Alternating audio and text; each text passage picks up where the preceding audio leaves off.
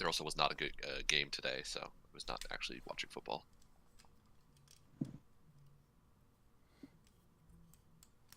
All right, hold on. Let me get set up. I finally found out when Best Girl from Gundam shows up. When does Best Girl from Gundam show up? Well, I already watched the episode, and it's like 3/4 of the way in, and it's only a cameo. So Wow. after I looked it up to see like if she shows up again, Uh-huh. I found out that her voice actress had died. So she got written out of the show. Wow. Yeah.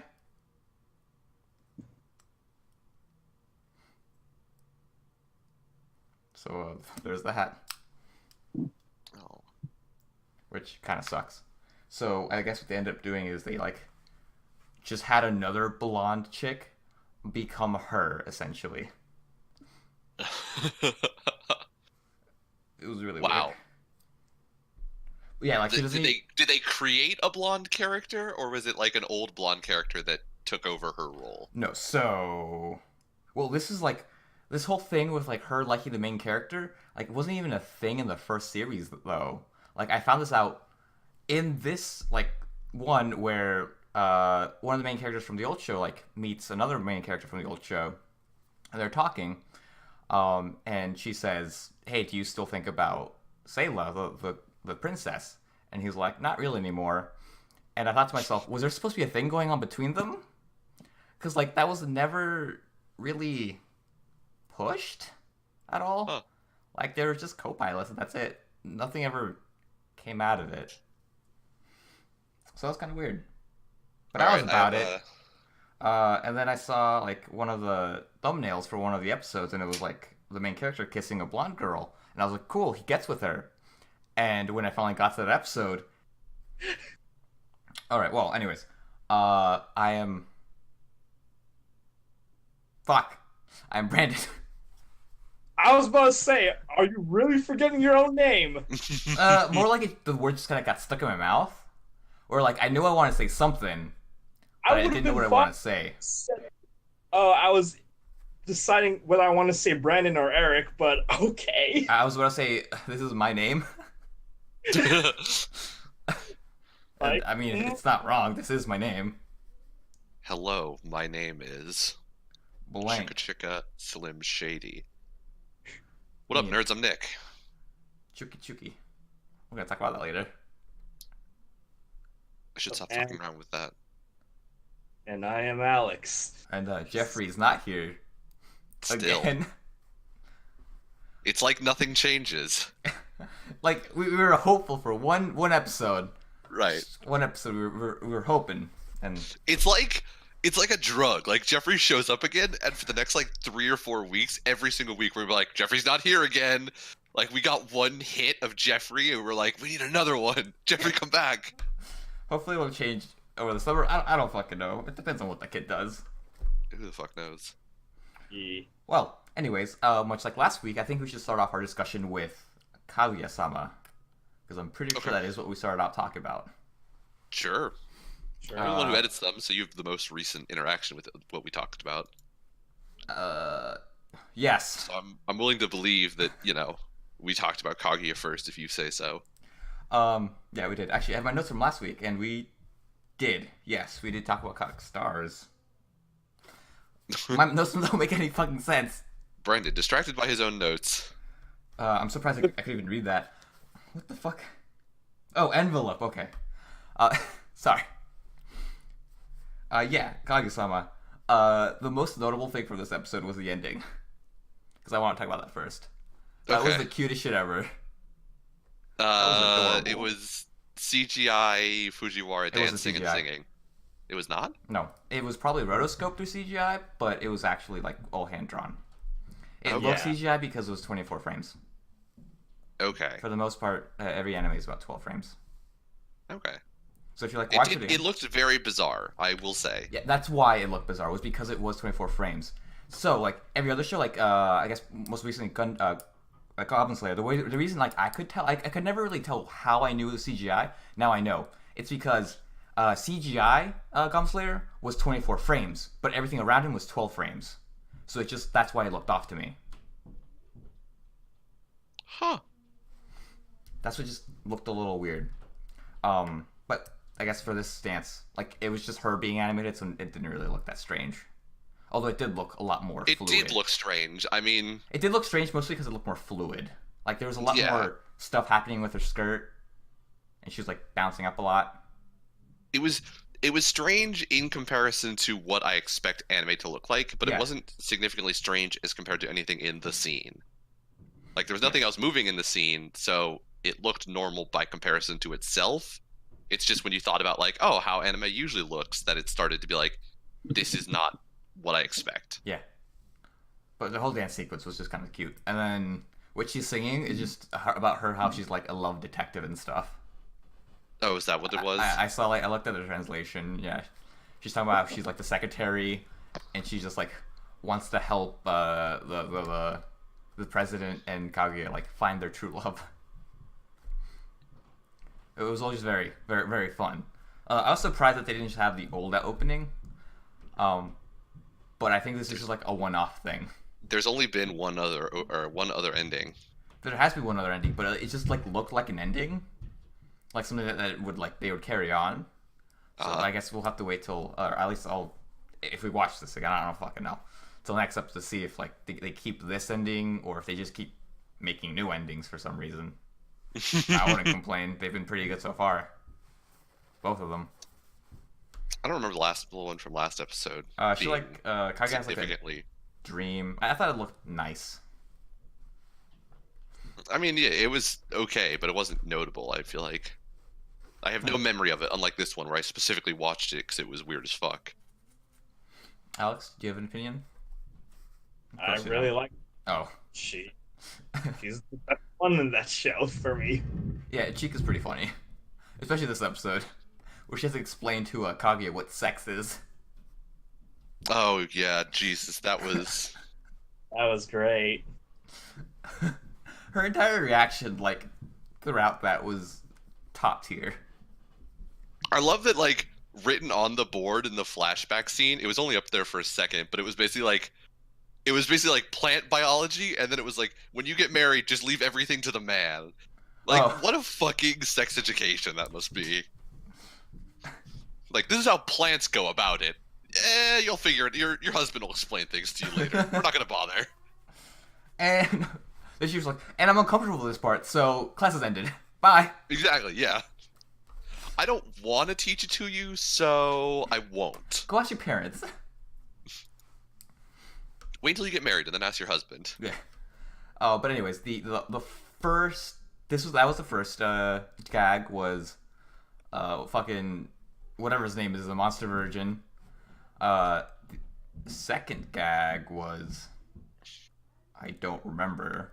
Also, them running around with the fucking monster virgin tag on fucking the president Yeah. was the best thing ever. Oh my god. What was the second? The second one was the guessing game. Oh yeah. I actually got Is it that bigger one. than a bread box? It's bigger than a red box. I got that one mostly because they mentioned Pesu earlier. I'm like, oh, it's the dog. Didn't you also read it? I don't remember it.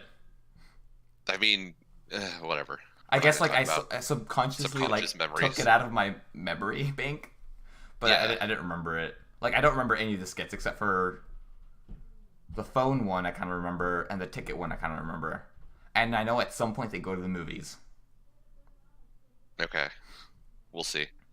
I read this a while ago, and then yeah, the last one was Kage has to help this little girl go to school, Yeah. and the best part about that was seeing the Yeti in the background. Oh my god, that Yeti walking into scene was the best joke. It was like 2 frames that it just shows up and then it just goes away. It wasn't even fully in frame. It was only like halfway in frame before it just cuts away and he Yeah. never comes back. It was still my favorite like little throwaway joke was that Yeti showing up. It was so good. Yeah, it was really funny. But once again, that's kind of where the discussion ends. The show continues to be funny.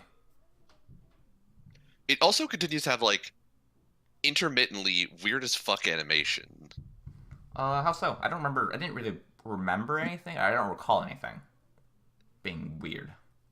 Like anytime that they have like reaction shots, they sort of like accentuate their reaction shots with like weird as fuck backgrounds. Oh, with like very And like with like like patterns and shit. yeah. Okay.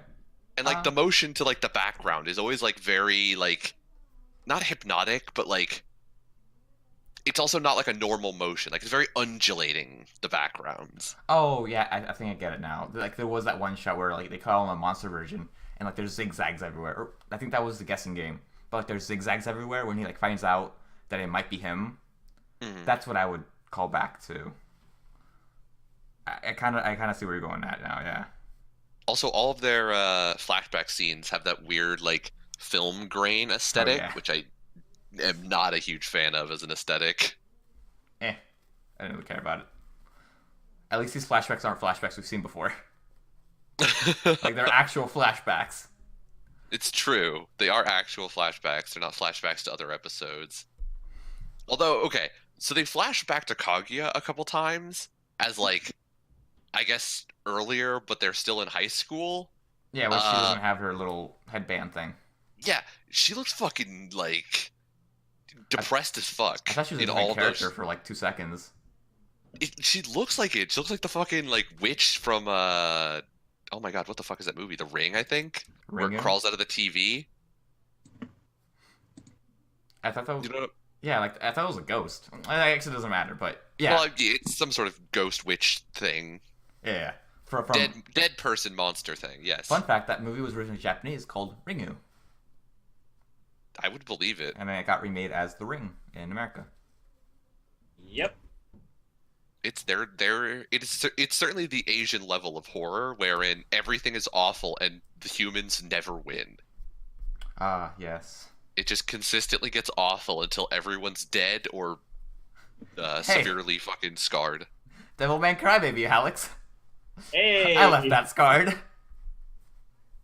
I'm assuming that had the same emotional effect as most of these horror movies. Yeah. Everything's awful. Nobody loves you.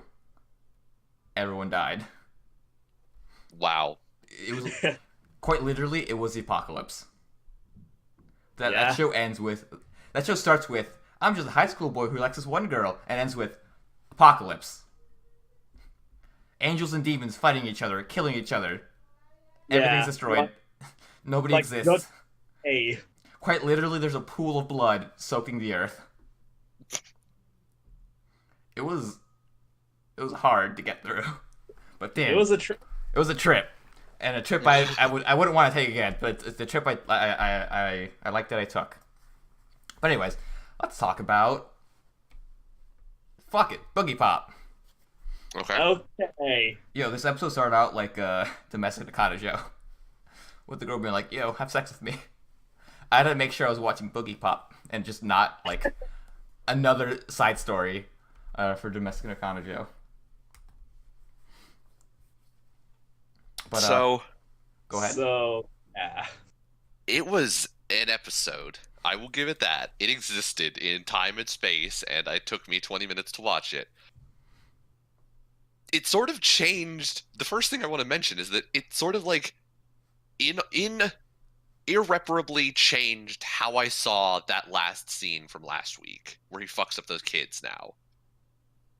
Cuz like last week it was, you know, He like I guess a descent into madness and anger and like darkness. well, kind of, but it's also like he shows up to like, you know, fucking chest punch those kids. And it's like you very clearly have like the 3 kids as like the aggressors, and then the 2 kids on the one side as like girl who's about to be raped and guy who's about to get the shit kicked out of him for protecting girl who's about to be raped. And so like as a viewer, you have no sympathy for those 3 kids. It's just like, you know, they're rapist assholes and therefore are somewhat deserving of dying. I actually originally thought they were just beating him up. I completely forgot that she was there. Until like this episode kind of showed it from the different perspective. Okay. Yeah. Okay. But that probably was me not paying I attention. did see her, I will say. And so, at least in my opinion, it changed my optic on the fight. How did it change it? I feel like it was just reiterating what happened. Because it was no longer... It was more of a prolonged bullying sequence, which I look at as a somewhat less heinous crime than attempted rape. Just gonna put that one out there as a, it falls below the bar. Bullying, not as bad as raping somebody. Yeah. Well, that's what I thought happened first. Actually, was like he And was just then- bullying those kids. Like, sure, like they were beating that one kid up, but because I didn't see the girl, I just thought they were beating him up. So he just went there to beat. He No, just no, I went get there to that. be I a get bigger that. bully. I get that. Yeah, no, I understand that you didn't see it, but I'm So- saying the way I was looking at it was. What I'm saying is, I guess mine got flipped. So instead of him just being a bully, it became him saving that girl and the kid, and him not being such an asshole. So Oh. my opinion kind of is like almost exactly the opposite of yours. Okay. Yeah, that's what I'm trying to say. Oh, okay. So you forgot entirely that there was anybody other than those 3 kids involved in it. Well, and the kid just getting beat up. I knew that part. Like I knew there was a kid getting beat up by 3 other kids, but I didn't know why they were beating him up. Mm-hmm. Okay, Okay. I get you. You didn't think they were like punching a wall or something. No, that'd be stupid. Well, they are stupid, but yeah, I once again, me and Nick's opinions are basically flipped from the last episode to this episode.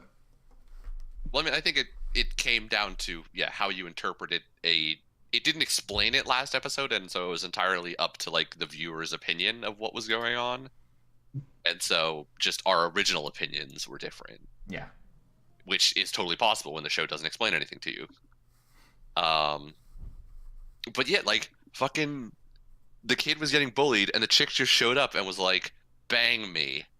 Take your aggressions out on me, boys." Yeah. And then like fucking the main character of the episode decides to like white knight his way back into fucking trouble, and I'm like, I kind of don't feel bad for you anymore. Like you're kind of actually asking for it. And so like it kind of irreparably changed how I saw that scene from like, oh, he's showing up to like save these kids from being, attempted like raped essentially, to like, oh, he just showed up and killed some kids because he didn't know what was going on. Okay, cool. Well, we didn't know they're killed. I guess. I mean, well, okay, so if he didn't white knight his way to getting in trouble, what? He's either going to A, watch the gangbang, or leave while the Yeah, he's also gangbang trying is... to like not to get her raped too. I wouldn't really call that I white mean, knighting. isn't like, He's more or less saying, no, don't do that. That's stupid. Let's just go. yeah, but she's basically saying like, do me instead. Like it's not exactly rape entirely. sensual. They're not coercing her into doing it. They're not saying we're gonna beat up your boyfriend unless. Like this is her own like, I'm interpreting the situation. The answer I've seen is have sex with me. Like it's not exactly rape. It's definitely in a moral gray area, but it's not entirely rape. I mean, she kind of came out of nowhere, and hey, like, yo, fuck me. Instead, it's like, okay. Yeah. What am I supposed to say? No, thank you. It's like, and then the kid's like, yo, I'm gonna cockblock all 3 of you. Is like, the fuck? Okay. It was really not a smart decision on his part at that point. Gotta No. say. After you just got the shit kicked out of you 3-on-1. Also, fucking the same scene, they did one of the most annoying things where he was like, I let them beat me up, but I know karate so I can defend myself. And he's like, I let them beat me up just enough, and now I'm going to stop it. I'm like, yeah, that karate's really gonna help you 3-on-1. Fucking idiot. I love anime, and it's like our characters know karate and therefore Karate Kid. undefeatable. He's allowing himself to be beaten up. My body is a weapon.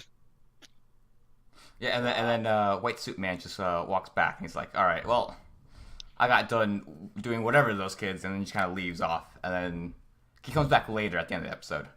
Mhm.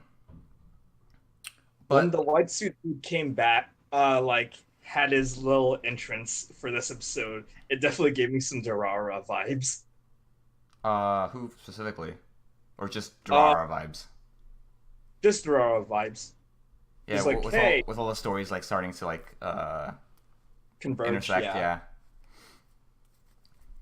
But around that time, we also find out that that the girl and the guy are together, and we also find out that one of the dudes, because halfway through the episode, perspective changes from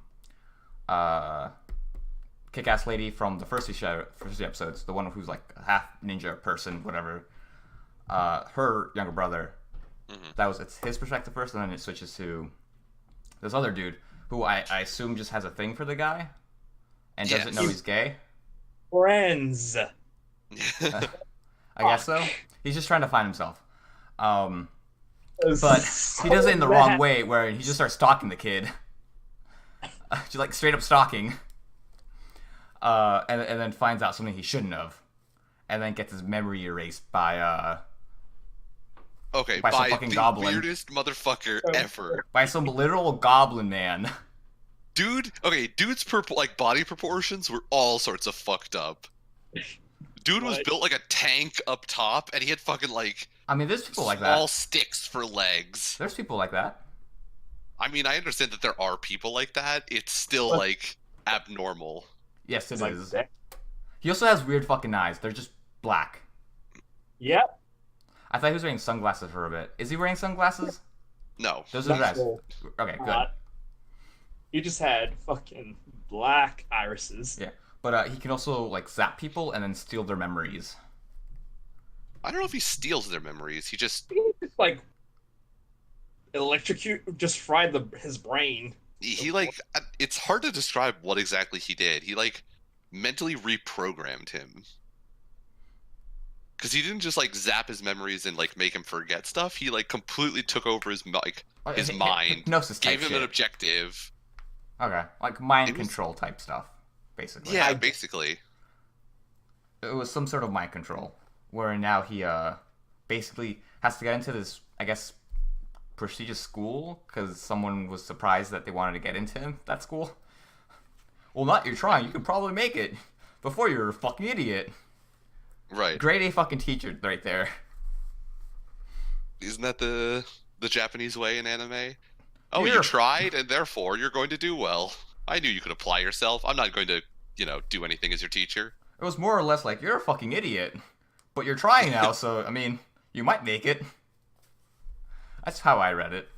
But yeah, he's trying. He gets into the academy. But he slowly starts to remember who he is. And then he gets called to a hotel apartment type place by some girl. The girl, like, throws him out of harm's way when fucking Fat Pikachu comes by. And she kind of just disappears. Like, right? I'm right. She just disappears. Does she? I thought that was Boogie Pop. Yeah. Was it? Because, like, she doesn't look like Boogie Pop, at least, because she had much longer hair. Because Boogie Pop can. Because Boogie Pop is... Oh, can Boogie Pop, like, fake her appearance? I don't think I assume that's what that scene was indicating, because that was the whole point of what she says after the whole fight scene, where she tells him about, like, oh, the actual meeting is the day after tomorrow. Okay. Like, don't get it mixed up this time. It's like telling him that Boogie Pop knew about the fake meeting and was the one who set it up, and like was the one who wrote the letter and stole the original letter. So I assume that Boogie Pop has some sort of like disguise capabilities or something, because I'm pretty sure that scene was indicating that Much like the person Tuxedo who was Mask. there was her. Okay. Much like Tuxedo Mask. Or more like Usagi. One of her powers is to disguise herself, but instead of actually disguising herself, she just puts on different clothes. And doesn't, in no effort, try to hide her big-ass ponytails. And then Boogie Pop uses the little waist wires to cut his hand off, or part of his hand off. And then they escape. And we will see more of Fat Pikachu soon. Yeah, because apparently Fat Pikachu somehow knows a weird emotionless girl in some way. Yes. Knows that. And then the cram school that he and she are going to, that like silent girl and that second dude, black-haired guy. Right. That the one that they go to is the one with the teacher from the last episode. Everything is starting to get connected. It's a big web. Oh, and that also reminds me, fucking the teacher did his like rose-colored chest stab to the black-haired guy in this episode, and he didn't die. Nope. So, like, Something I guess, changed. yeah, it's not exactly a killing punch, or at least it's not always a killing punch. I guess he does now have the ability to like change people by Maybe doing it. he mends the flower. Maybe. Who knows? We still haven't found out. Because once again, like that shot of him like describing his power looked really violent. So It did. well, we know for sure like it wasn't. He didn't not hurt him because he definitely fucking felt that like chest stabby thing because he screamed. Yeah. So whatever procedure it doesn't feel good. I guess for last impressions, I will continue to watch it because I want to know what the fuck's going on. So I will do the same because I just want to see the like giant ass convergence cell happen in the what? future. Convergence cell. Just convergence, just like when all the characters all meet up. Oh, okay. The big ass Yeah. gang war at the end of the season. Yeah. I'm still pissed off that the kids are the fucking leaders of that gang, dude. It was Oh dumb. yeah. It's like it's dumb. You have all these other fucking cool characters, and it's the fucking high school kids. I'm waiting to watch the later seasons, and turns out the Black Russian dude is also a part of a gang. He's part of the colors.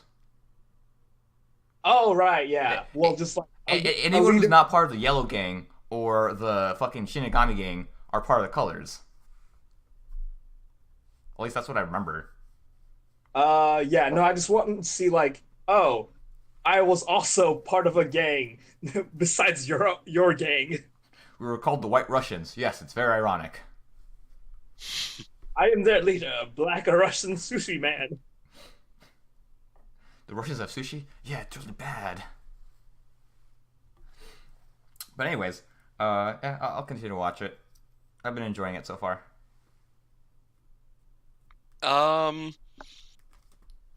I think it might be worth continuing.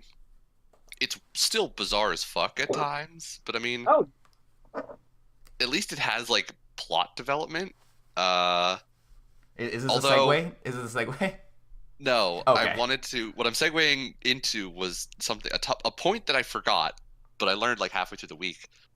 So I'm gonna try and talk my way around it. But basically, I think at like the halfway point of this, it's either the halfway point of this season or at the end of this season, like because we were talking about it before about how Boogie Pop is 18 episodes or whatever in length. Mhm. It's actually like there's going to be like a 3 or 4 episode batch that's just going to come out all at once as like a Oh. side story, apparently. Oh, okay. So one, this show's actually end early, because it's far ahead of everything else. It's like 2 episodes ahead because we're already at Right. episode 5, and we're gonna get like a group dump. Yeah, I think so. Okay. I forget how many episodes it is. I forget. I think it's something like somewhere between 3 and 5. I think. Okay, that's cool. I forget exactly. But it's Interesting. like it's all I know is that it's like a group dump that's happening either in the middle or at the end, one of those 2 times. And it's like it's supposed to be like the entirety of a side story. oh, Okay. Similar But to we'll what see. happened in oh my god, Kokoro Connect, where the season ends, and then there's like just 4 episodes that they just released, and they're like, here you go, because they couldn't have a second season because everyone who was part of that production, absolute asshats. Oh, really? Yes, they bullied someone. Wow. Bringing that back, Bit of it's a fucking, problem of society. That is a problem in society. It's a problem in every society, as it turns out. Fucking Japanese people bullying each other. Your lives are shit enough when you're in animation. Why do you gotta make them more shit by bullying each other? Well, it's not. They weren't the animators. They were part of like the production staff. Oh, okay. Yeah. So I don't know how much production staff make. I feel like they make more than the animators. I mean, I But, feel like anybody makes more than the animators. Dog, like a fucking barista at Starbucks makes more than the animators. I'm willing to would- bet, dude. Actually, they get tips, so like they might be making more. What's a bad paying job? I don't know. They make less than teachers. They make less than teachers? Yeah, who would have thought, right? That's an impressive bar to be lower than. Oh, it's teachers. Poor teachers. It's a problem, once again. Speaking of teachers, fucking the teachers in Los Angeles that took the entire city to the bank. Oh, yeah. Oh, yeah. Fucking go them. So, speaking of teachers, we're going to talk about a really shitty teacher here in just a moment. Domestic no Kanocho. Recently, I found out that the teacher character, I actually don't know her name because I haven't bothered to learn it, Hina, is older, or well, Nick for sure is older. Alex for sure, actually, Alex is still 23, right? Your 22? birthday's your birthday. What? No, you're not 22. You're not 22. No, I thought you said on to 22. Oh yeah, your birthday's February 22nd, right? 24th. What? Okay, whatever. Okay. But you're 23, right? Yeah. Cool. So for sure, Nick is older than her. Yep. Because she's actually 23. Something I found out reading through the comment section. How old are you, Brandon? I am 23. I'm the youngest Jesus of all. fuck, I'm old. It is right. I remember that now. Yeah. Even your fucking summer birthday. But yeah, she's 23. God. She's also a fucking idiot. I hate her. She's so also stupid. a gigantic fucking knob suck in this episode. She is, and I fucking loved it. I hated it. So happy. I was actively upset. Because I'm just glad that someone is an awful person in the show so far. Well, aside from the main character, but that's because, everything he does is stupid.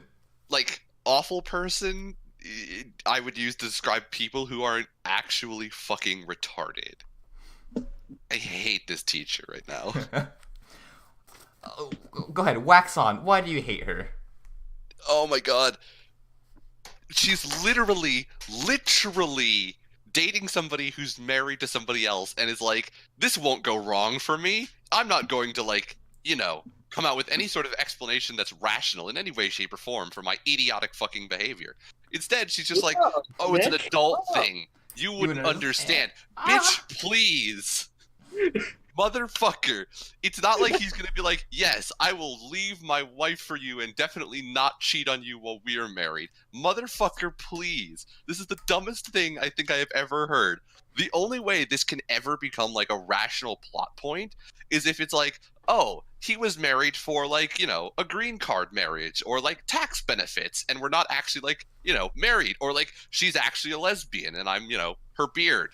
Those are reasons that I could understand. Okay. Something else I would approve is if she didn't know and then she legitimately fell in love with him, but I highly doubt that's gonna happen. Not gonna give her credit for that. See, that's the thing. I wouldn't give her credit either. That's something that could happen, but I doubt that's the actual reason. I think it's something that could happen, but I would contest it in that, yes, I get it if you genuinely didn't know. But when you know, and the teacher knows, she confirmed that she knows, you don't keep fucking seeing them. You're a gigantic idiot if you're like, oh, he'll change for me. No, he won't. Cheaters cheat forever and for always. It's a constant in their entire fucking lives. And you're an asshole for being the homewrecker. I blame her too for being a gigantic knobsuck. Something else I would approve of if she just didn't actually love him, she just wanted to have sex with him. I'd be okay with that too. But she's an asshole. Yeah, because she's too emotionally invested. Well, I'd be okay if she's an asshole. I don't really care. No, she's a gigantic fucking dickhead. If she was like, I know that you're married, but I'm gonna bang anyways, I'd be like, you're an asshole, and I hate you. I would even be fine if he broke up with his wife when he got with her, and now they're getting back together. See, we could keep theorizing about all this. None of this is real. She knew he was married from the beginning, and she still went for him. That's probably what's actually gonna happen. Yes. Probably. Yeah. And I fucking love it. I love it too. And now she's in love with him, and she can't leave him. Oh, it's so fucking great. The Podbean show. Go to Giant, pick up some popcorn. Me and Alex, we know what we're about. Oh god. When you told me the synopsis of the show, I had expectations. Yeah. I was also I wanted her to be I wanted her to be an awful person so bad that when she found out that he ran away, you know how she kind of hides her face? I was really hoping she was laughing. Oh my god, that would have sealed the deal for me. She would have been my number one. I'd be like, yes, you're an awful person. That's kind of what I wanted. That would have been a hell of a development if she was laughing when he had run away. Dude, right? That would have been God. slightly too much at that point. That would I have don't know what to been make of the show. nervous laughter. Not even nervous laughter, just like evil laughter. I think I've been watching Gundam too much. I think you have. Oh my god. I just love evil characters. But after that, Rui also runs away because apparently she doesn't know how to think for herself and copies everyone. We also find out why she had why she fucked the main character in that once again, what's her face? Hina says like, oh, it's an adult thing. And to become an adult, she just went to go off and fuck the first person she saw. I would have said that I like actually, you know, guessed it, but I never actually told you guys that was my like idea. So just pretend like I guessed it, and I'll add that one to my list. +1 for me. You say this way too much. I like stopped giving you credit for these guesses you don't tell us about. Fine, but I guessed it. I mean, I'll say it to myself, and I'll feel happy about it. Did you though? I guess something similar. It's like going to the casino and being like, I know I didn't bet it all on black, but I knew it was gonna trust me, land I on did. black. Give me the money. But anyways, we get a really funny moment where like you're trying to figure out who's like the younger and who's older, and that was kind of funny. That was a little cute little moment, and that's all I really remember from the show. Oh, there's Marie too, the gay barista. Yeah. Barista. Wait Yeah. staff? I don't know. I don't know, something like that. Dude who works at a restaurant. Yeah. Tender of almost a bar. Coffee shop, I guess? I don't know what the fuck it was. It was a cafe. It was probably a cafe. So yeah, baristas. Why the fuck not? Yeah. And he's gonna. I hope he's great. He's really funny. But I guess me and Alex are in agreement. I'd continue watching this because I want to curl up with some popcorn and laugh at these idiots. Yeah. Nick is gonna like have an aneurysm watching this show. I am going to have an aneurysm, but we can keep going. I'll rant about it for 5 minutes, and you guys can talk about how horrible it was. Between How trashy it was, I should say. between Boogie Pop and this show, which one should we like keep talking about at least? Should we decide it on a flip of a coin? Sure, it's about as rational as any other way for picking. All right, so next episode, you'll see us talk about whichever side, whichever side the coin landed on, whatever. Because I don't, no one can see it here. We'll do it for game night. Okay, sounds Okay. good. Oh, and Nick, I think we're right. We're not gonna have a nice a shot of a girl's crotch every episode at the end of the Yeah, ending. Yeah. I guess in they saw what gamers did, and they were like, we can get people to watch the whole episode if we just put lewd images at the end, and they decided to one up it by just getting straight up like Actual women. grav idols to Yeah. come do lewd images. I What don't if- know, like Hear me out. how It's CGI. that would be way too like mind blown if that was CGI. That would be way too extra for the show. Like, why even Would do be. it? Um, But yeah, this time it was white to signify the loss of innocence. I don't know.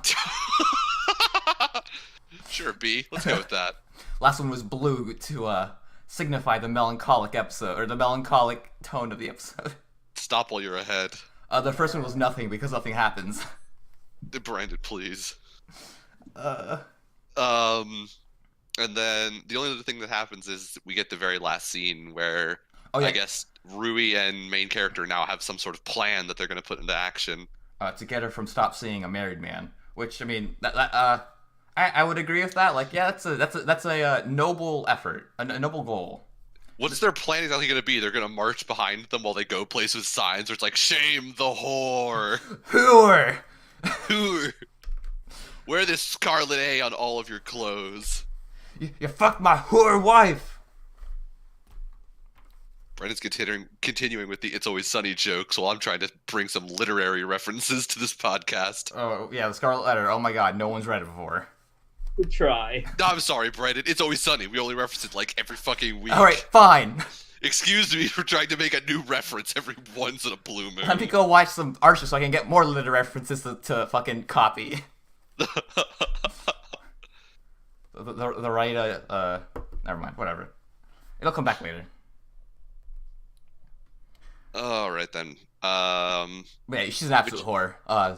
The synopsis of this episode: teacher, fucking whore. Yeah, gigantic fucking slut. Adulterous slut. Yes. So, what are the last 2 episodes we have to talk about? Dororo and Rising of the Shield Hero. and Shield Hero. You right. Which Yeah, one I am. first? Dororo, because it's the same way we went last time. All right. All right. So, Dororo. If we do lose Domestic no Kanojo, I will kind of feel bad because it's like slowly growing on me in terms of like becoming my favorite opening. I told you, like, immediately I was like, man, this is a fucking banger. But I'm glad I it's growing on you at least. I really like it. It's not at time like there are some parts of it that I'm like not a huge fan on, but it's the biggest contest it has with Dororo. I really do not like the English in Dororo's opening. Yeah. I love the visuals. I love the Japanese portions of it. It's just the English portions that's like it doesn't mesh with the rest of the song. Does not. Okay. I feel like they're trying to go for like an anachronistic type thing, similar to what Samurai Champloo did. Yep. But that was like Samurai Champloo's whole style, though. Yes, it was. I'm not saying they're doing it well. Right. Yeah. Maybe you're right. Although I do like the ending. I assume it's more of a feature of like that style of Japanese music, like Japanese. I guess I would call it like punk rock. Yeah, I think possibly. it has more of like an English influence to it. But I don't listen to enough Japanese punk rock to say that for certainty. Although I'll say that the ending at least I like all of it. It like It's true, visually the it ending looks is really good. nice. And it's just a nice song too. But favorite ending, it'd probably be that one. For right now, Dororo, or Rising of the Shield Hero. I don't like the end. I fucking don't like the opening. I think it's fucking dumb. But the ending's nice. I skipped the opening for Rising. The Rising opening is just very generic. Yeah, I'm disappointed by it. There's nothing wrong with it. There's just nothing amazing about it. Yeah, but an opening to like follow a show like Rising Shield Hero, I was hoping it'd be better. Is the only thing I can really say. I mean, I feel like how good an opening is very hit or miss. See Domestic no Kanojo.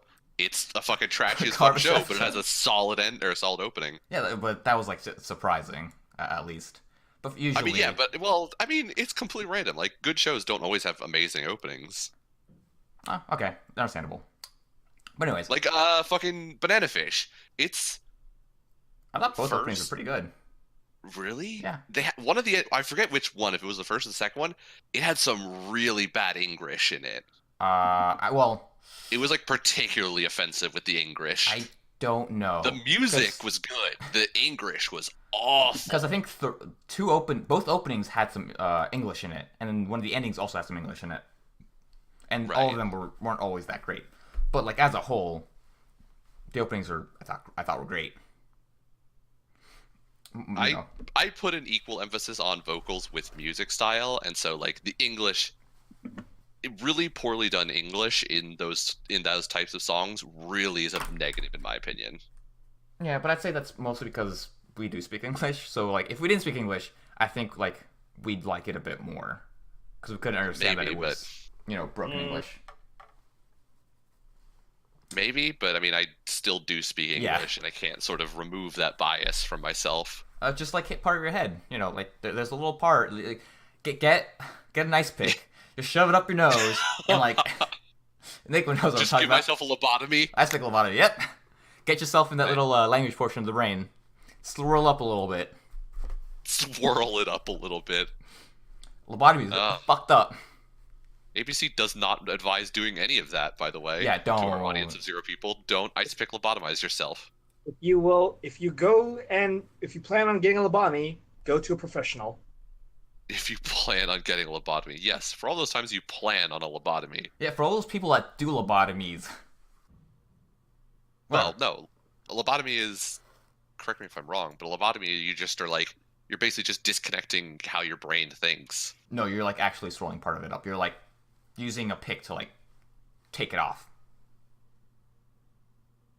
I thought it was just puncturing, but okay. That's called fuck.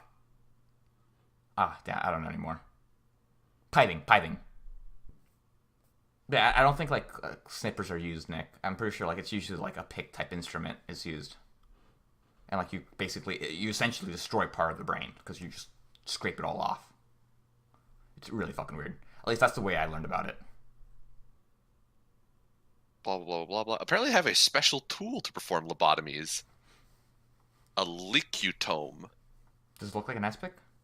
Well, it says I'm going to guess no, Okay. just based on the thing that they have next to it. Well, maybe I'm wrong. It's kind of ice picky. Does it look like a needle, like a long nail type thing? Actually, just put the picture. Sort of. My main point is like I don't remember there being any sort of like clipping in action for lobotomies. Bam, the lecutome. Oh, that looks fucked. Hell is that? It's some sort of like. Oh, they do have ice pick lobotomies. Oh, I see what this is. So you like shove it in, and that little like cross section in the front part that moves up and down. Yeah. Yeah, Oh, you're just like shaking it all up. It's really fucked up. Yeah. yeah. It was usually done for like usually people with mental illness, like this would happen to them because some dude was like, "Hey, if you move part of the brain, it'll fix everything." Technically, what you're doing is you're just severing a whole bunch of nerves. So I'm not wrong about the snip. It's just there is not technically a tool that does snipping, but the ultimate purpose of it is a snip type You're thing. basically like ripping flesh off. Well, that's not the point of it, technically. Well, whatever. The Anyways, technical point of it is you're trying to sever nerve pathways in the brain, because that's how the brain operates, is with a whole bunch of nerve endings. And so you're just trying to fuck up the nerve endings. So you're just shoving something long and thin in there, and then you're moving it up and down to try and, like, basically rip them apart. So it's not cutting, it's more of a ripping action. But you're not giving yourself a brain smoothie either, thankfully. if you do it wrong, you give yourself a brain smoothie. Anyway, let's talk about Dororo. If you're doing it wrong, you're dying. Dororo, in which we have an episode-long flashback, if I'm not wrong. Yeah, this is basically this is more or less to characterize the oh my god, the prosthesis maker, who we see in the first episode, the first scene in the first episode. We see that he was kind of not a great dude. He was, he was crucifying people essentially. Yeah. Because he was ordered to. I assume the person that he sees die in front of him is his wife. I I guess. Think about that. Whatever it is, it's someone he may have cared about, or at least didn't think needed to die. So he decides to kill himself. It doesn't work, so he doesn't work because he gets saved and it gets put on a boat. And basically, it's just he goes on a foreign boat. We don't know Yeah. what country. It's just a foreign boat. And there he learns how to make prosthesis. He comes back, and in order to repent, he just kind of helps people who are now amputees. A character he kind of takes care of when he's younger, grows up with him. He makes a prosthesis for him, gives him a leg. After finding out that he, killed a bunch of people, most notably probably his dad, he decides to fucking bail. And I'm pretty sure he's going to come back later. Yeah. I would Maybe. be surprised if he did. Yeah. It's certainly a very, like, he walked away with that, like, I'll never forgive you. Someday I'll come back and get you for what you did to me. But, like, it didn't. We haven't seen him yet, and it's been a really long time. And we also haven't, like, met the prosthesis maker in, like, an official sense. Hyakkimaru hasn't met the prosthesis maker, I should since he's left. Yes. So, I mean, I assume that if the kid we saw in the beginning is ever going to come back, then all of our characters sort of have to meet up again for it to be like, for there to be some sort of meaningful development to the plot. Yeah, but prosthesis maker man, having a walk. It's a very somber walk. He falls over and he sees the little boat that's carrying Hyakkimaru, and that's when he decides, he'll try again. He'll try to help this kid out, who's basically just a little flesh bag. Right. And then oh my god, fucking still watching looks that fucking little flesh bag suck on the dude's finger because he's, looking for food. Yeah. Oh god, it's so weird. It was amazing. Also, as I just remembered, like the first scene, that was dark. Like that was very detailed, like what was happening to those guys. Oh yeah, the crucifixion scene. Yeah. That shit was brutal. Mm-hmm. But anyways, okay. I have a question though. Go ahead.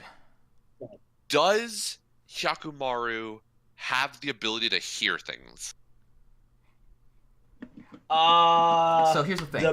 He doesn't have ears, but that doesn't mean you can't hear. Right. Yeah. So I don't know. Maybe no, here's the thing. Maybe part of his ear, like that included like everything that required you to hear, because that would make sense. I'd believe that. Like the demons metaphorically take your ear and actually take your hearing as well. Like it comes as a package. Maybe. Alex? I mean, I was asking you, like, would you know about that? Well, that's the thing. Like, most of your ear, like, if you just cut it off, you'll still be able to hear, because you probably aren't taking off the little bones that actually vibrate and hit your eardrum. Well, you could fuck it up because the pressure differentials, and there's a whole problem that can exist. Also, you're exposing your ear. It gets real problematic, basically, if you take off your ear. You're way more likely to have hearing problems at that point. Well, here's the thing. Even people who, like, can't hear can, like, feel sound sometimes. But he doesn't have nerve endings. Oh, well, he does now, so, yeah. He does now, but he didn't then. Yeah. But it's just... It was weird to me, because, like, he reacts to people. And, like, he kind of... Okay, here's the thing. He doesn't exactly react to what they say, but, like... He reacts to their intention, I think is what, like, the ultimate thing is. Like, because you can see, like, their flame. I assume part of that is understanding what they're intending to do. Okay. I guess that's the most... That's so far, like, the best only explanation you can give me, yeah. As far as, like, what we've been given, this is the only way I can explain it right now. At least to myself. Maybe there is something else. Who knows? Because it's just... Okay. It's very bizarre to see him sort of get, like, carted around by people, or, like, when he gets told to do stuff by people. And like, when, at the very... Well, not the very end of the episode. Sort of the 3/4 of the way through the episode, where the prosthesis maker sort of sees Hyakkimaru on his way when he starts him on his quest. They have, like a hug, and, like, they both know what's happening. Like, how does Hyakkimaru understand what's going on if he can't hear? Like, oh yeah, you got your foot back when you killed that one beast, so you need to leave now. Like, it's such a bizarre thing to think about if Hyakkimaru can't hear, but I don't know, maybe he can, like, somehow understand the intention of people, and he, like, knows what he has to do, I guess. That's the only thing I can say. I wonder what's gonna happen once he gets his, like, voice back. Because, shit, man can't fucking talk, for sure. I can't wait till we fucking meet the girl from the opening. So we can watch her die. So we can watch her die. I keep skipping the opening. Holy shit. I need to watch that, just find out what the hell you guys are talking about. You need to watch it for, like, the opening with the horses. Like, that's the only part, like, I really fucking love. Well, right before that is also, like, the cool fucking fight scene. Damn, that fight scene is really nice. Oh, it is. I love the fight scenes in this, but again, I've talked about why, because it's the same person who did this directed the Rurouni Kenshin. Yeah. Also, I found out that not only did he do Rurouni Kenshin, he was also the director of the best Rurouni Kenshin OVA movie in Trust and Betrayal, which is my favorite fucking movie of all time. It also, if it has... Trust and Betrayal also ends with a female character dying, so we could see the repeat of that when fucking the girl from the opening shows up and then dies. This manga's older, so... It's true. So maybe it's still happening because this influenced Rurouni Kenshin. It's very true. It could be. It's not possible, because I don't know how popular Dororo was. but and I haven't watched. Didn't it already have like some of an anime adaptation at some point? Yes. It did. How long ago was that? What year is it? 4 years ago. Or 66? What? No, I said 40 years ago, so we're on 79? Actually, it might be 50 years ago. Yo, let's fucking look the shit up real quick. Because I've seen like screenshot comparisons of both animes on Twitter, and I think I saw like 16. Oh shit, 50 years ago, Nick. Yeah, Alex is right. 69. I was off by a decade. This is a Alex was full not. half century ago. Yeah. 26 episodes. They got more episodes than us back in 69. What the fuck? Well, I don't think it was over. Oh wait, never mind. The manga was over by then, so I don't know. It also, according to like the episode titles that I'm looking at, they got through. The last episode is called "The Final Demon." So, in 26 episodes, they got through all of the demons. So, I guess the same plan is for us to go through all of the demons in 24 episodes now. Well, yeah, I think they're cutting demons though. Well, we know they're cutting demons. We know they cut. We know they're cutting demons for sure. Yeah. Because there was like 50 some in the. What the fuck? It was like, canceled. What was canceled? Doro was the first serialized. Doro was first serialized in Weekly Shonen Sunday between August 27, 1967, and July 22nd, 1968, before being canceled. Huh. Also, Hyakumaru means little monster. We can understand it. Dude is a fucking nightmare when he was a kid. I mean, he can't. I guess so. I was the stuff of nightmares. But yeah, I did like. Okay, so going back to the episode, I did like that they sort of had like a running.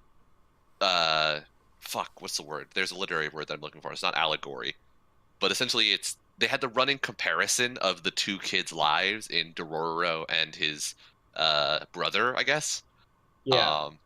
It's not juxtaposition. Where like you see both of them training at the same time, and like the fleshy brother is like, being sort of celebrated by the dad, and everybody's like helping him, and they're all like nice.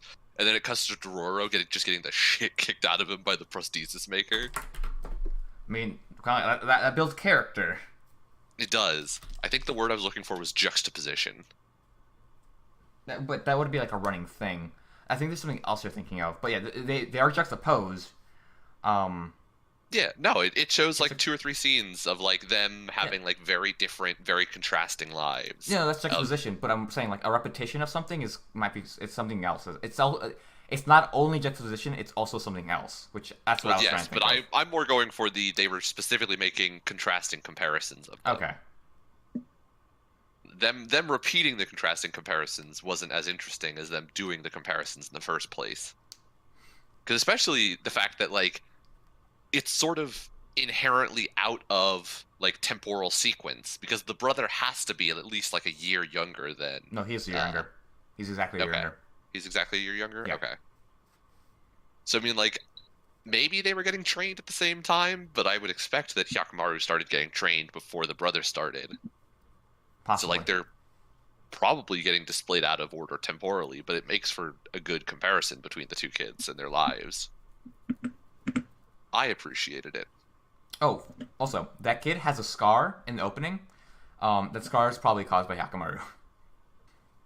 You think so? I mean, I don't see why else he got the scar. Because for sure it's not going to happen off screen. I'm pretty sure there's a reason why that scar happens. It's true, but it could also just happen in the past. I mean, it could have something to do with like the monsters or the dad. No, like we already saw the kid, and he had both his eyes. Oh, you're right. We did. I forgot about that scene. So this is for sure going to happen during this run, like in the present time. I mean, it could still be the dad. The dad could get like more and more abusive as more and more demons get killed. Entirely possible, and then he goes to fight Hyakumaru because he wants his dad's approval. That'd be something like that. Tropey, but it works. So let's go ahead and talk about Rising the Shield Hero. I was wrong about what they were going to do with Raftalia. They just straight up showed her aging, so there's that. Yeah. I did like their. I did like it at first a little bit. I forget how long that kind of kept up for, but like the first couple scenes we see with her was very like she wasn't in focus. She was sort of like obscured in some ways. So like it was kind of being like, you know, Coy. yeah, coy about how like what she actually looked like at this point. And I was wondering if they were going to do that for the rest of the show and not really like show her clearly for a while until the end of or about halfway through next episode. But it pretty much immediately just gave up the ghost. It was like, yeah, she's older now. Which makes this whole which makes Shield Hero's whole thing about not seeing her completely like kind of go out the window. Yeah. Unless he like actually says so, it's even more implied in the anime than it was in the manga and then in the light novel. Which it's easier with the light novel because we don't actually see her. Exactly. Yeah. It's so I guess that's sort of the thing is that in terms of how it's presented, the light novel is presented in, as far as I can remember, almost entirely a first-person perspective from. Usually, not light novels are first-person though, right? Usually, I'm trying to remember if Spice and Wolf was or not. I can't remember. It almost always follows the guy, but I don't remember if it was first person or not. Okay. Third person omniscient or third person limited. Right. Come on, more literary terms. Let's stack them up. More literary terms. But yeah, usually it's first person with some straying into more of a third person limited, where they just follow around the main character almost exclusively. But I think if I remember correctly, Shield Hero's light novel was very like first person Naofumi, who like at no point through almost the entirety of the first light novel does he give any description of what she looks like. And in fact, every time he looks at her, he can only actually see raccoons. He sees the girl, the princess, who he fucking hates. And so every time he looks at her, he just gets mad and like upset. So that was almost all completely adapted out. Yeah, there's a lot of his like extra angst that gets adapted out, which is completely fair. It's excessive, I'm gonna say.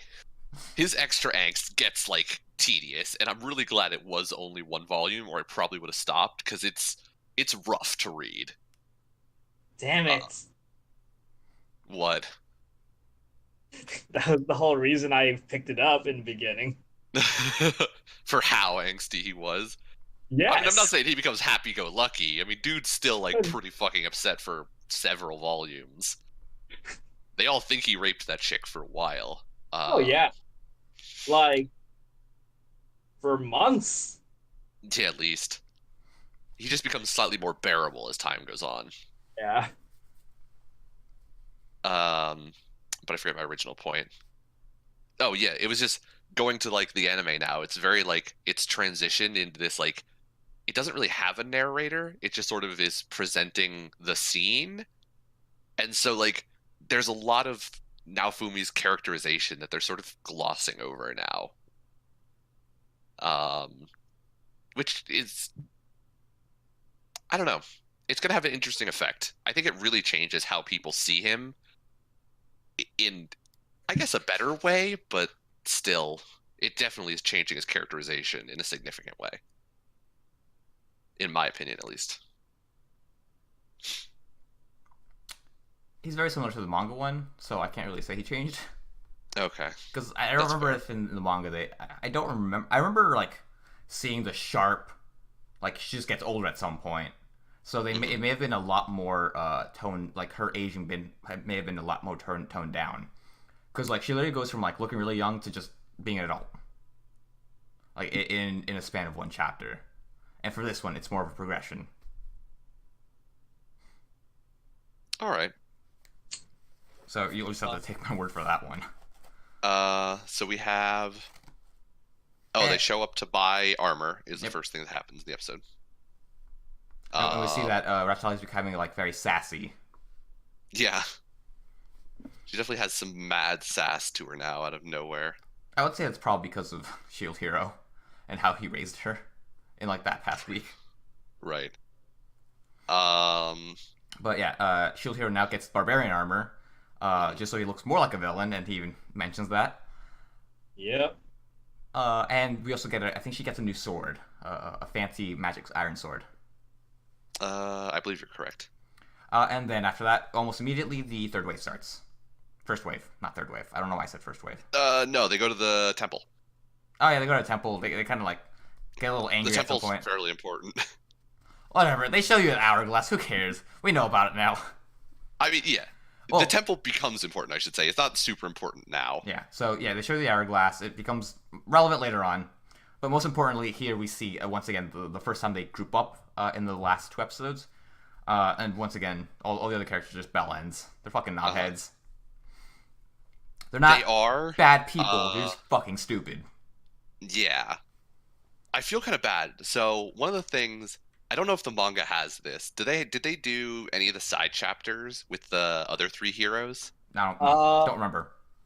Brandon, yeah, okay then. I was gonna say Brandon would know more than me, but they only go into like, was it Archer Kid? It's like, I'm gonna be a hero and blah blah blah. It's like, and do some hero shit. It's like, and Shield Hero's like, hey, did you tell them you were a hero? It's like, no, that's not what a hero would do, and all that other shit. Okay, And so they only really talk about the heroes in context of their interactions with Naofumi.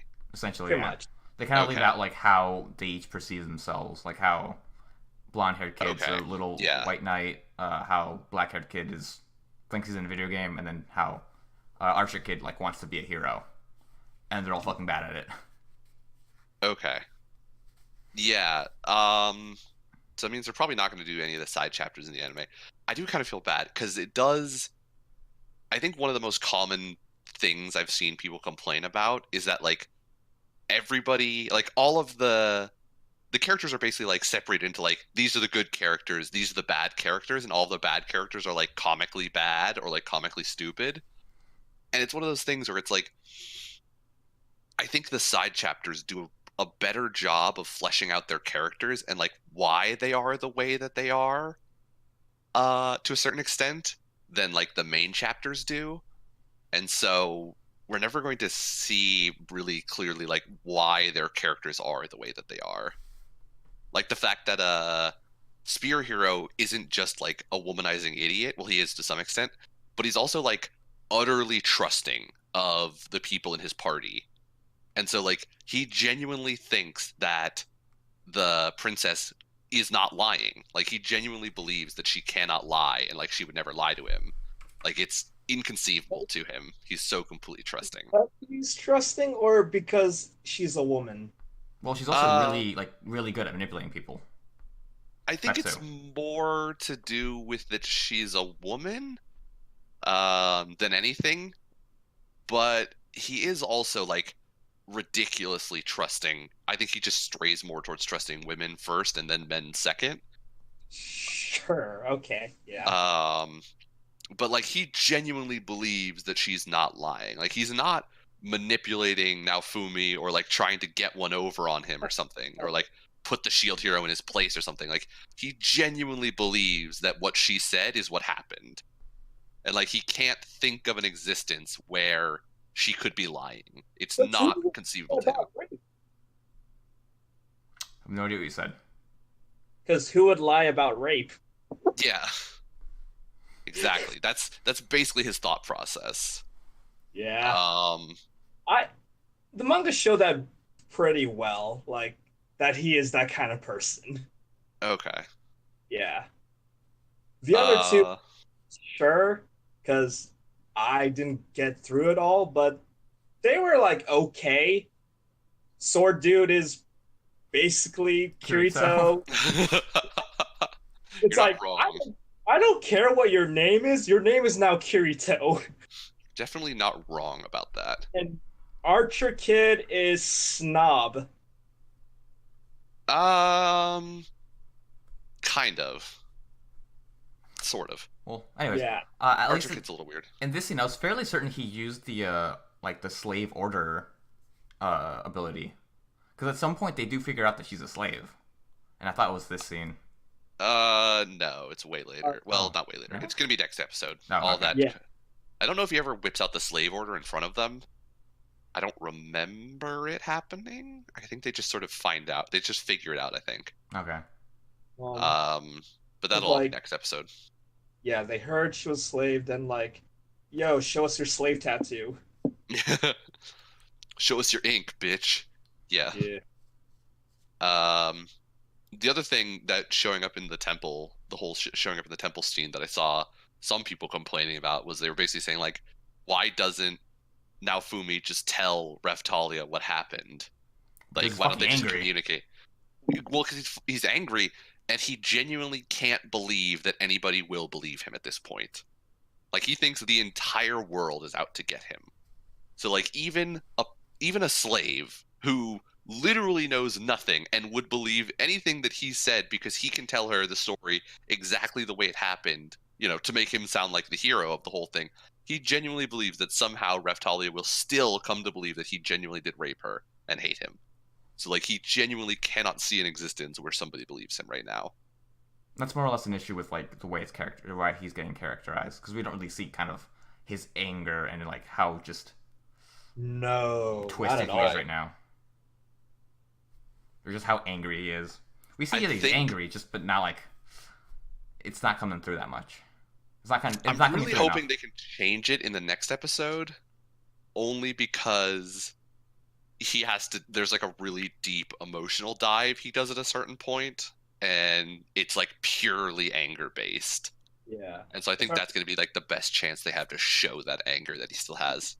If I remember right, he gets called out on it like in front of everyone. Not just the knights, just like all the royalty, all the king, everyone. Yeah, And it'll pretty much yeah. pick up like right where they left off. It'll still be at the party, I think. Yeah. There's a party. Yeah, they're at the post wave eat a whole bunch of food party essentially. Their reward and all that. What yeah. the fuck? Where did I don't remember that part Did at you all. miss all of that? What the shit? Was that an after credit scene? No, I think it's like the very last scene. Oh my god! I feel like the after credits, or like the very last scene, was just them standing in like all the fire. Maybe I'm wrong. Yeah. Maybe it was after credits, or maybe I'm just projecting on what I know is going to be a scene. Yeah. Because all that was left was just the title of the next episode. Okay, well maybe I'm just projecting what I expect to be a scene then. Well, whatever. At some point, well, there will be a party scene. Did they? I think they mentioned the fact that there was going to be a party in this A episode. feast. Yeah, a feast, I should say. There's going to be a feast in this episode. But yeah. It'll start next episode will probably start at the feast. Most likely.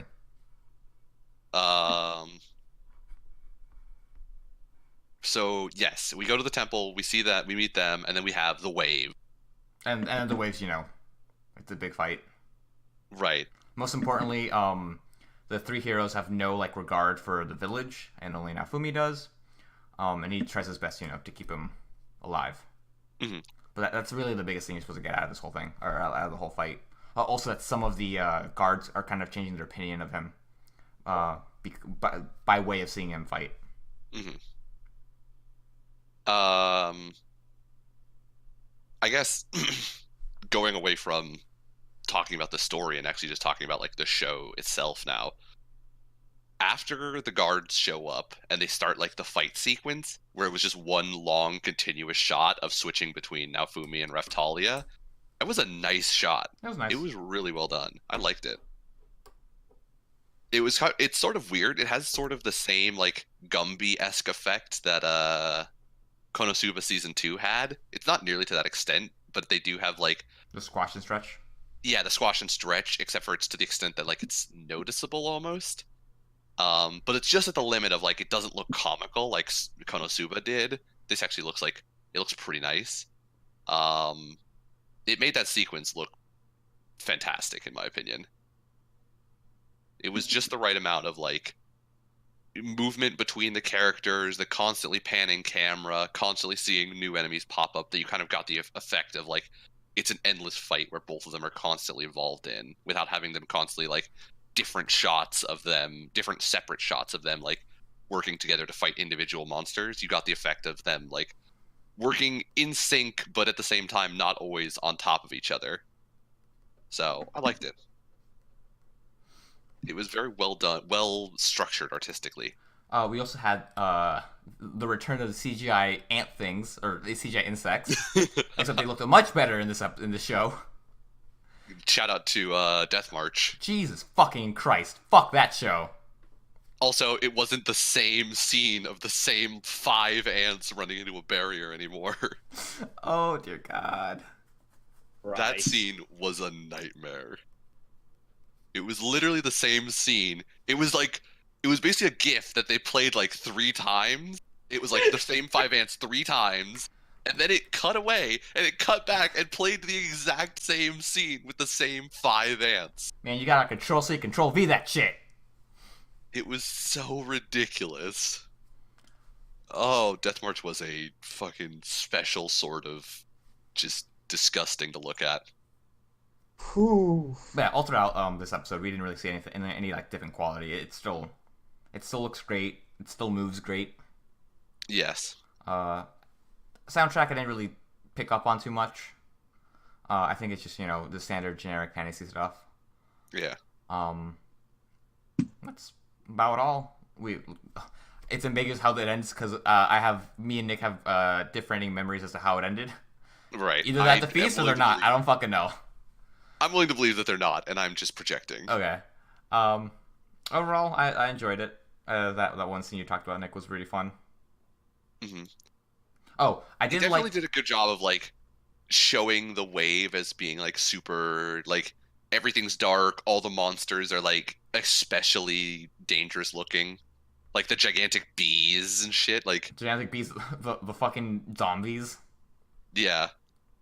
And not just zombies, but also like Big zombies. Yeah, giant axe wielding zombies and small wielding zombies. It was a solid combination of things that were like, it's here to fuck you up. And the whole sky effect with the swirling blue things, red sky. Another standout shot that I liked was when he sets the watchtower on fire and then like jumps down and uses his rope and air shields like all at once to help people. I really enjoyed that. And then in between these shots, we also get the other guys fighting like the Chimera thing. And I don't know if this was like meant to happen or like meant to be this way, but it looked really fucking generic. Like, just take an isekai from some other show, just copy some random like straight lines and weird background color, and someone saying like some attack name, copy that and just paste it in, and that's kind of what I felt it was like. And I guess props to the show if it was meant to be that way. I can definitely, I could see that being the effect. Yeah, that being like the intended, the way it was intended to be. Right. Because it was definitely like it wasn't a scene that they wanted to put a whole lot of work into, as opposed to, the Naofumi Raftalia scene, which took up most of the time. That was like a 10-second scene, if I remember correctly. And so, like, having it be more generic in style serves, like, the double purpose of saving them time and satisfying that whole, like, characterization of the 3 other heroes as, like, they're generic. Think about this. Yeah, they're generic bitches. They're basic. Basic bitches. In the wise words of my friends, you're basic. It's a human insult. It's devastating. You're devastated. Savage. But yeah, it was it was just the right blend of like generic and still like not being disgusting is basically what I'm saying. It was generic. Like, it didn't look bad. It was just right. You've seen it before. Exactly. And like I think some things, like if you're gonna get lazy with a scene, it can stray into like this is actively bad. Like it's even if it's only 10 seconds, like it can be a really awful 10 seconds and make you just kind of go like, oh, that was awful. Why did they do that? much like the dancing from the third episode of Zombieland Saga. Man, That is the a very dance wasn't good- even fucking great either. God, Oh god. That's a special place. Oh, I wanted to Well, believe. The problem especially was that first dance they did, that song was so bad. Oh, that song was also just awful. Cut in. Hate that song. Also, I think for the dub, they actually dubbed over the songs, so they're actually singing. Well, they're going to dub over the song. I thought no, They haven't done it yet. I thought they were like did everything. Okay, I don't think so. never mind then. I only think that because I was reading a thread about people talking about the Zombieland Saga dub, and they were saying that currently it's not that way. Currently the dub is English up until the song, and then it becomes Japanese, and then it goes back after the song. Okay, And I think somebody was saying that they're like in the process of, Englishizing the song. I'm pretty sure that would take a lot more effort than just dubbing over. Exactly. Okay. Because it's one thing to have your English manager go in there and be like, yeah, just shout some shit at some. When Shout you actually have to some shit in like, English. Okay. right, shout some shit in English.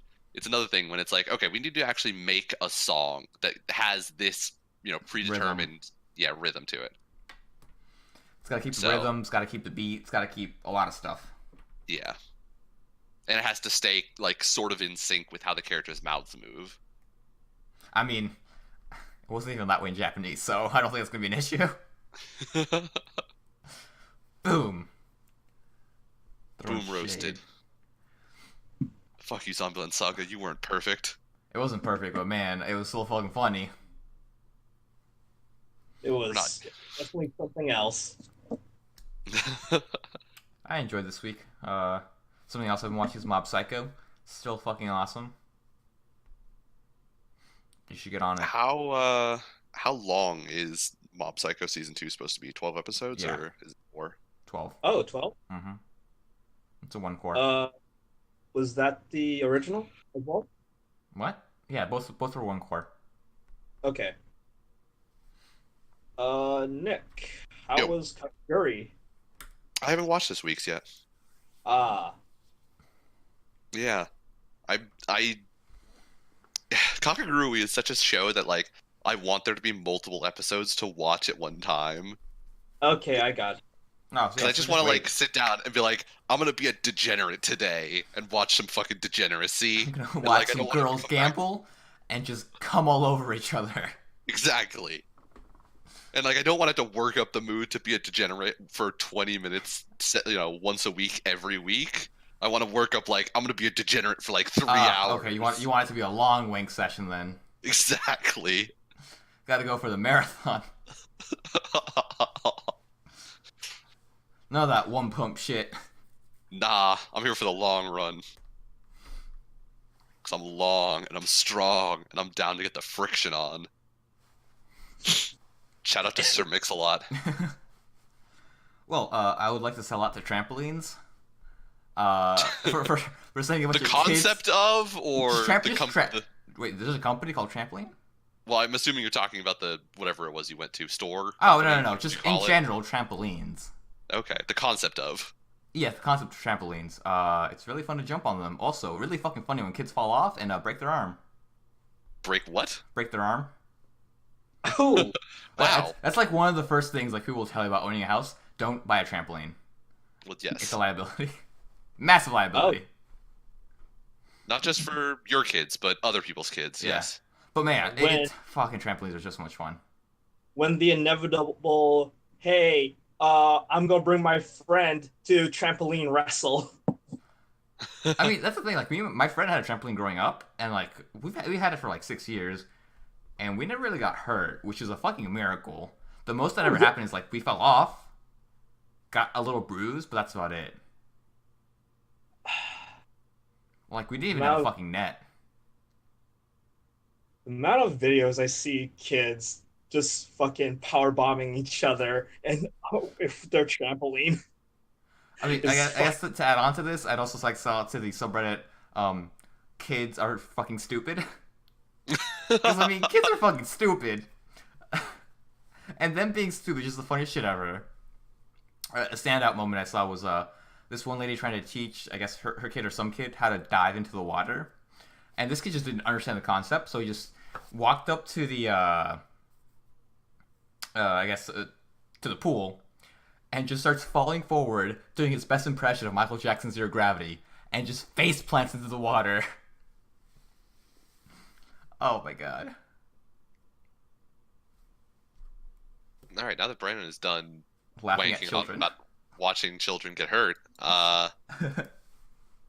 fuck, what was I gonna sell out to? Watching more children get hurt. I had something for this, and now I've forgotten it. This is the worst feeling. Now I know how Brandon feels. He did this every week for like 5 weeks. Don't worry, here, I'll give you some time. Just think about it. Okay. Fucking pen? Oh my god, I'm fucking missing ink. Meanwhile, I'll sell out to Twitter. Did you already saw it to Twitter? I feel like I sell out to Tumblr. I'm not, but whatever. Back Twitter's when where... Tumblr was important, also had porn. Oh yeah. Wait, For- has that terms of conditions already been applied, or? Yes. Oh yeah, okay. but wow. Alright then. My brain hurts looking at that. And I'm supposed to teach people math. Don't lewd the raccoon. Ravioli, ravioli. No lewd the lolly, please. Yeah, no, it's not coming back to me. So instead, I'm gonna sell out to big ol' Rams. Go get some rims for your car. Also, shout out to Exhibit. Can we bring back the show Pimp My Ride? What a fucking... God damn it, Nick. Sorry, I can't remember. There's literally like an infinite number of things other than rims to sell out to. Rims. Along Not with rims, Pimp My Brandon. Ride, fucking Big what was ol' that? rims. What about the one with the houses? Cribs? MTV's Cribs. Oops.